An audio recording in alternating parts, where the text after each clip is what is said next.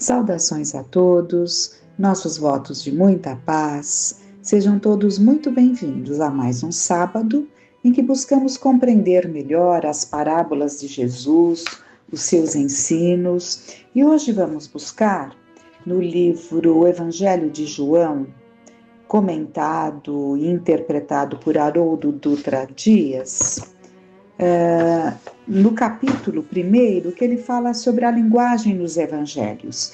Então, para que possamos entender, vamos ver as colocações bastante importantes que ele nos traz sobre a forma como devemos compreender, inclusive, as diferenças entre os evangelhos. O estudo que ele faz neste livro, especificamente, é sobre João. Nós sabemos que João é o quarto evangelho, né? Foi o último evangelho a ser escrito. E ele, portanto, apresenta diferenças bastante significativas em relação aos outros três. E para que a gente consiga mergulhar melhor nos ensinamentos, nas parábolas, né? Vamos ver o que Haroldo nos traz. No capítulo 1, a linguagem nos evangelhos. João Evangelista ditou esse evangelho após chegar aos 90 anos de idade e possivelmente estava na ilha de Patmos, exilado. Importante esclarecer que ele morava em Éfeso, uma cidade hoje situada na Turquia, que na época estava sob o domínio do Império Romano, com forte colonização grega, o que a tornava grande polo cultural do mundo mediterrâneo. Então, de fato, a moradia dele era em Éfeso.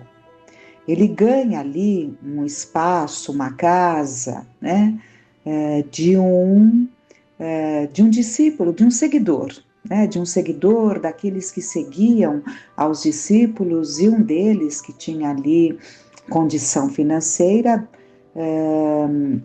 doa, né, digamos assim, para João aquela casa, para que ele tivesse um ponto de moradia fixa, porque João quase que não parava, né, era para cá e para lá, como os outros evangelistas, como os outros discípulos, na verdade, né, levando não só os evangelistas foram 4, né, mas o número de discípulos foi muito maior.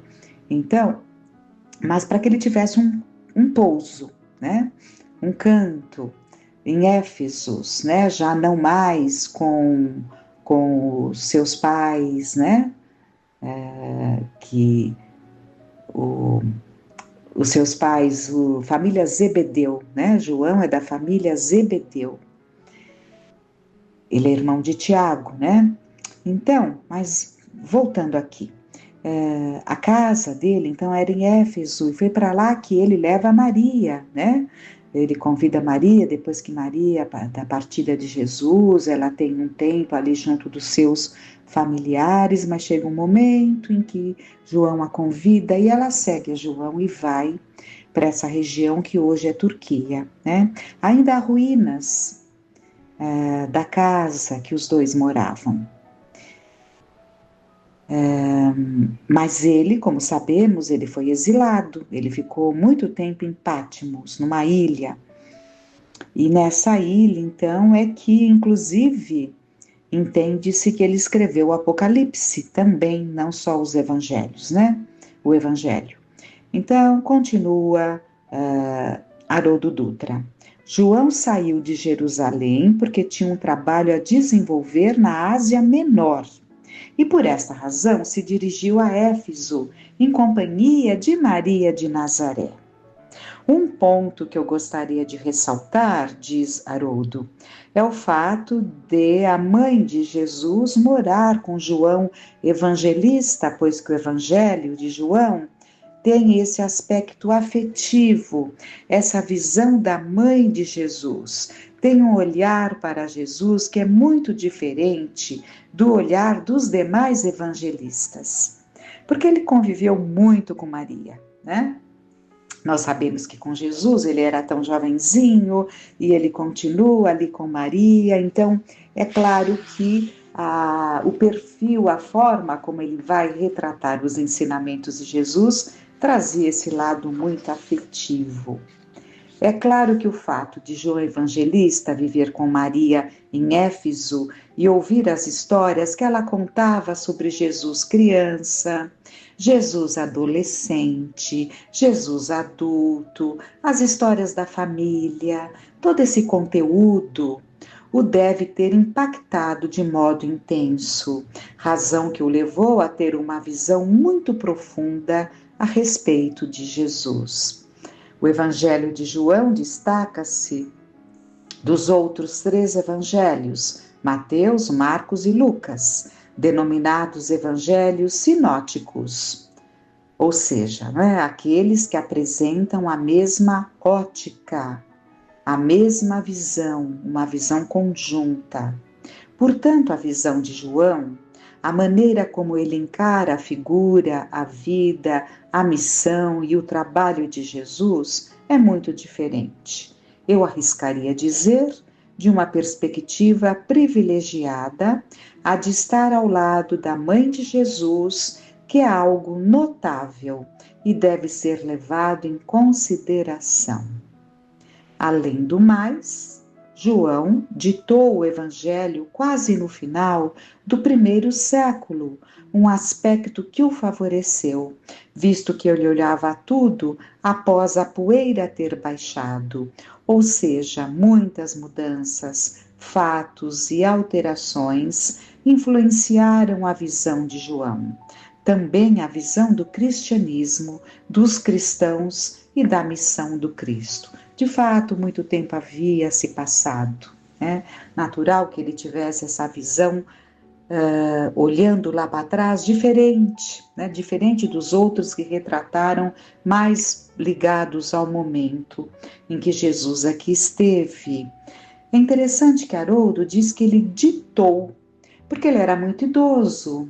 Eu acredito que Haroldo esteja concluindo sabiamente que ele ditou, porque eu não me lembro de ter lido algo assim nesse sentido que ele ditou. Mas é uma conclusão muito sábia, devido à idade dele. Ademais, importante destacar que João ditou, ele vai falar, que João ditou o Evangelho, primeiramente, porque já estava muito velho. E escrever no século I era muito difícil. E mais difícil ainda era escrever em um pergaminho, um ofício que requeria uma habilidade rara. Por isso havia artesãos da escrita, os chamados escribas, que se dedicavam a vida inteira a este trabalho. Eram peritos na arte de preparar o pergaminho, o papiro e a tinta, considerados artefatos muito caros. Um erro ou um borrão significava perder muito dinheiro. De acordo com essa configuração, João ditou o Evangelho. É importante salientar esse detalhe. A linguagem do Evangelho é oral. Em momento algum, João sentou-se para escrever um livro. Ele simplesmente ditou, o que justifica a emoção, a memória, as impressões dele, o seu estado de espírito no discorrer dos fatos. Por isso, há variação entre um capítulo e outro, diferenças justificadas pelo ato de contar e registrar, que não obedeciam a um tempo pré-determinado. É essencial recuperarmos essa dimensão oral do Evangelho de João, muito interessante.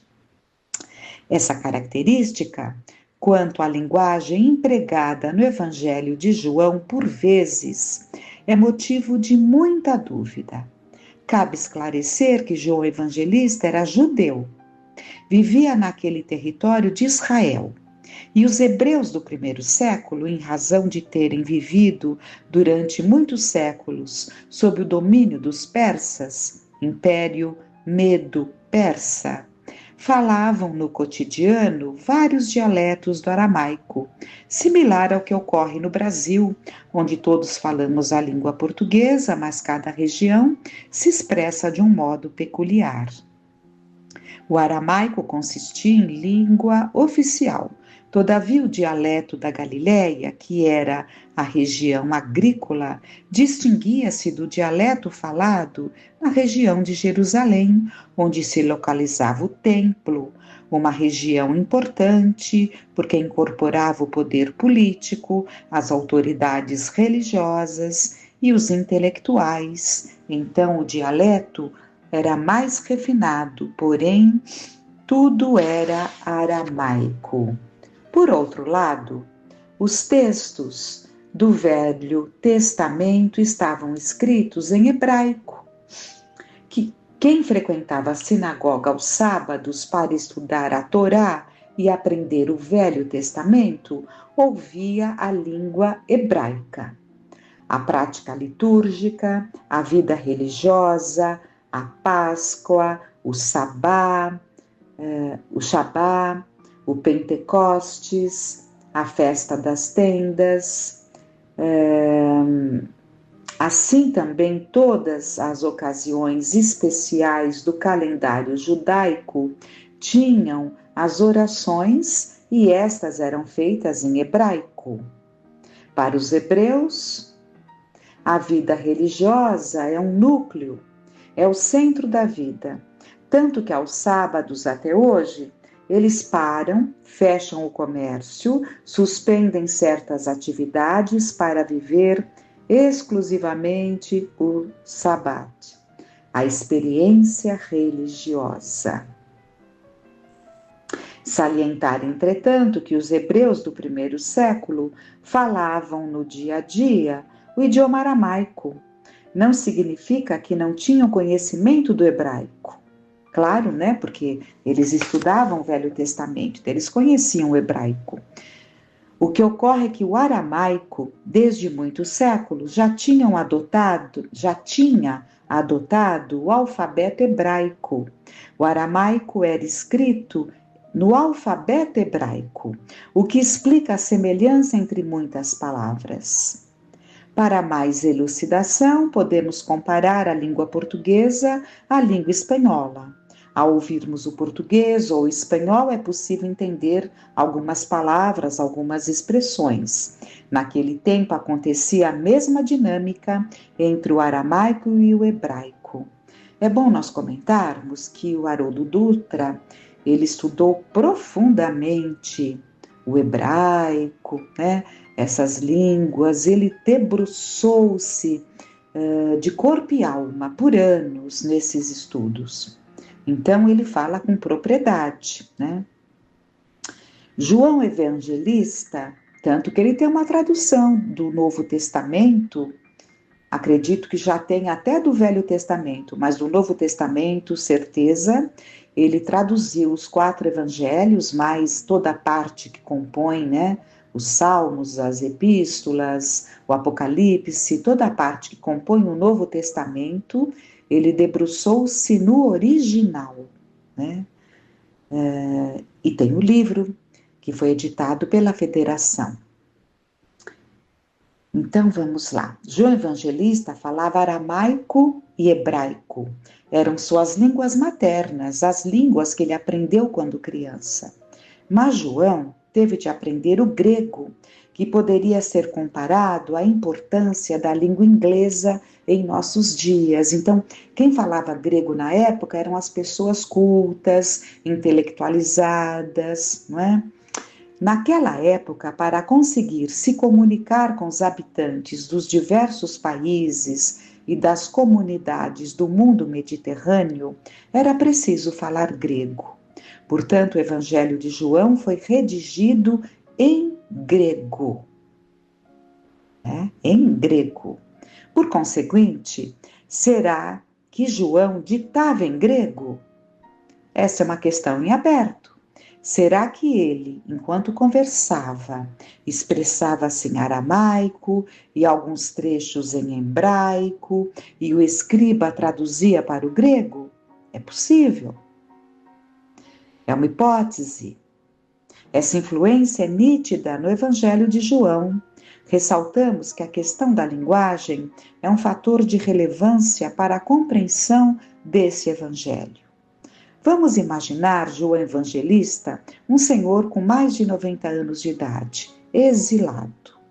Naturalmente, ele deveria estar cercado de pessoas que o acompanhavam, que cuidavam dele e eram, ao mesmo tempo, receptores daquela fonte de conhecimento, de espiritualidade.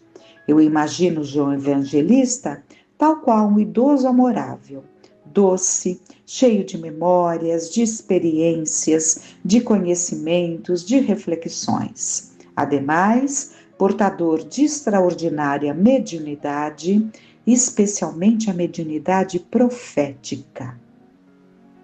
Vamos idealizar João Evangelista por volta do ano 95, 98, olhando para trás, lembrando-se dos tempos em que tinha 13, 14, 15 anos de idade, dos tempos em que circulava pelo lago de Genezaré e daquele momento especial e mágico, o seu encontro com o Mestre Jesus. E aqui o Haroldo coloca uma nota, porque esse encontro é relatado por Marcos, no capítulo 1, versículo 19. Avançando um pouco, falando de Jesus, né? Avançando um pouco, viu Tiago, filho de Zebedeu, e João, seu irmão, eles próprios no barco, restaurando suas redes, porque o Zebedeu, ele tinha ali, como que diríamos, vários barcos, né? E muitos dos pescadores que não tinham o próprio barco se utilizavam dos barcos de Zebedeu, né? Então trabalhavam para ele, acredito que uma porcentagem ali, um aluguel do barco, enfim. E Tiago e Zebedeu, e Tiago e João ajudavam o pai, né? Nesse trabalho todo. Mas vamos lá, então, o seu encontro com o Mestre Jesus.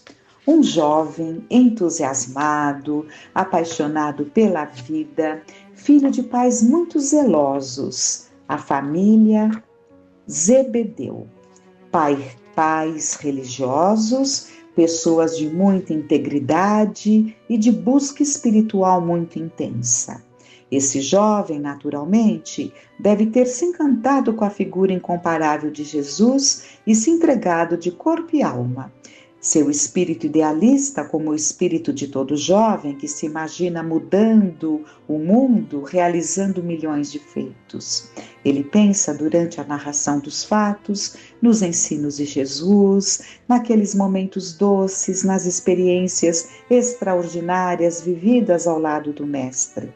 Mas ele também pensa no instante da crucificação, nas dores, na hora crucial em que Jesus lhe entrega a Maria de Nazaré para que ele cuidasse dela como se fosse a própria mãe. Lembra-se igualmente dos momentos seguintes à crucificação e de quando Jesus torna-se visível para todos os discípulos, confirmando a imortalidade da alma, confirmando a vida vencendo a morte. Ele se recorda de seu deslocamento para as regiões da Ásia Menor, para Éfeso, em companhia de Maria de Nazaré, onde fundou diversas igrejas cristãs domésticas e passou a transmitir os conhecimentos do Evangelho. É bom que comentemos que a palavra igreja significava, na verdadeira acepção da época, uma reunião de pessoas, né? Um conjunto de pessoas que se reúnem para o estudo ali do Evangelho.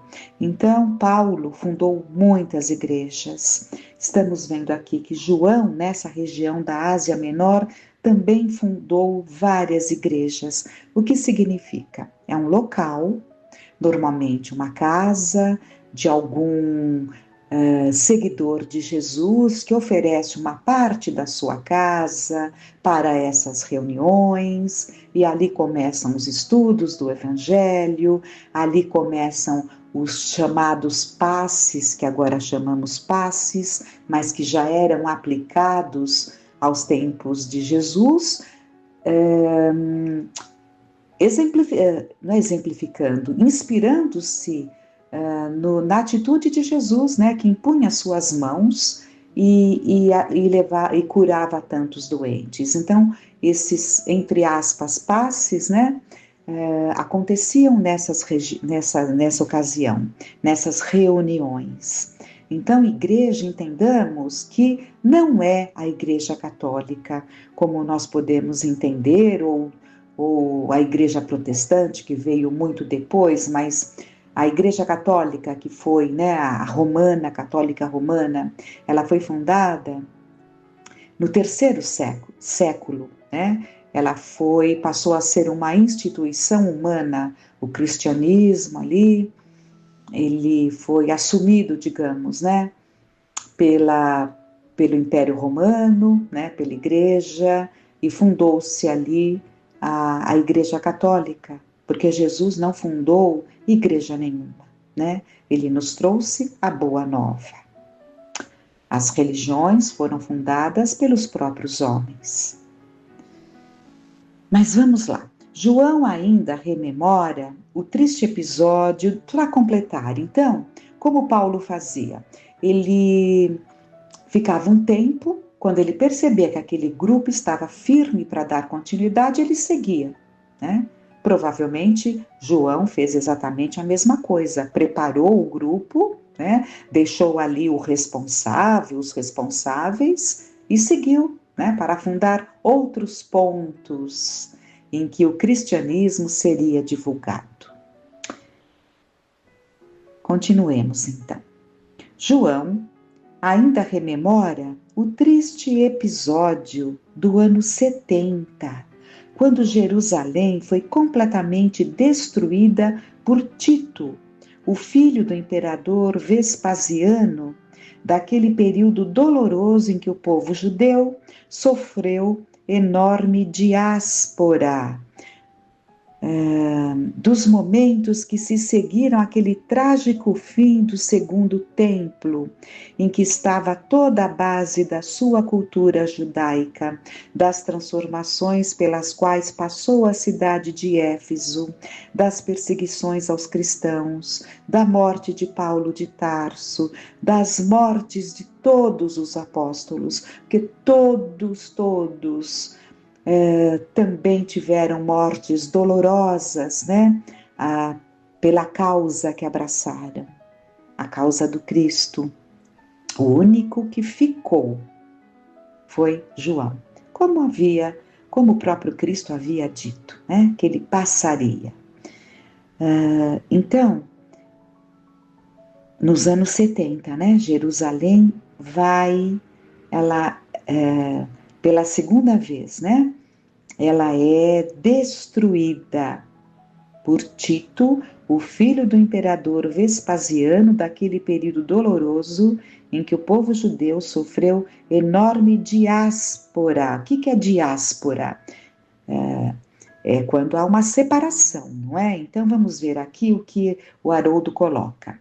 Dispersão de um povo em consequência de preconceito ou perseguição política, religiosa ou étnica. Então os judeus, eles tiveram esses momentos de terem que seguir para outros lugares, né? Em função das perseguições que eles viviam, de que eles eram vítimas, né?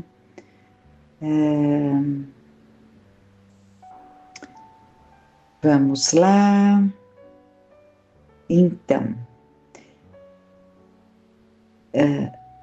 no apagar das luzes do primeiro século, apenas ele, cheio de memórias e amor, de lembranças doces e amargas, resolve narrá-las.